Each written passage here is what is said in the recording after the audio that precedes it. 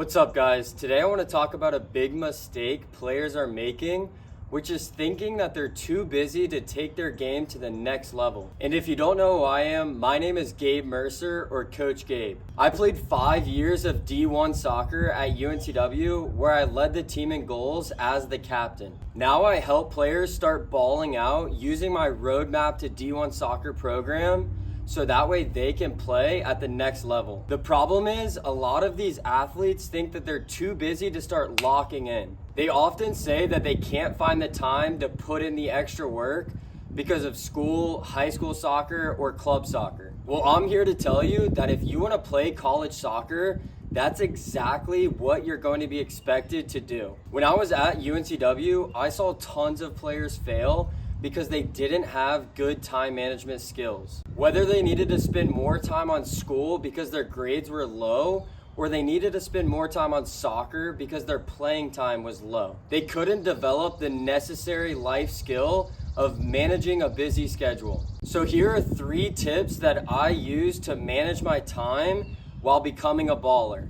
Number 1, the athletes that want it bad enough make time. If you have too many commitments and you don't have any time to work on your long-term goals, well, then you need to make more sacrifices. Learn to say no to things that don't serve your long-term focus, and your future self will thank you. Number 2, start following a routine. Most likely, your team practices on the same days and plays games on the same days. Fine-tune what you are doing using a calendar, so that way you know what time you have available to improve faster. Number 3, set a timer for activities. Once you have a good routine because you're working around team training and school, set a timer for each activity. For example, if you're going to the fields to work on dribbling, then give yourself 30 minutes to get the session done. This makes sure that you're actually focused on getting the work in and not using unnecessary time. If you think that high school and being in season means that you don't have the time to put in extra work,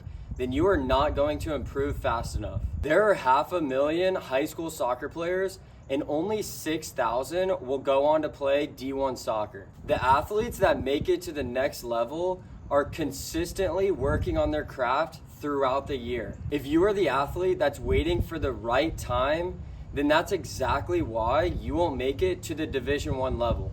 If you want to become a baller, then you should be asking yourself, how can I get this extra training in? Instead of, I can't get this extra training in.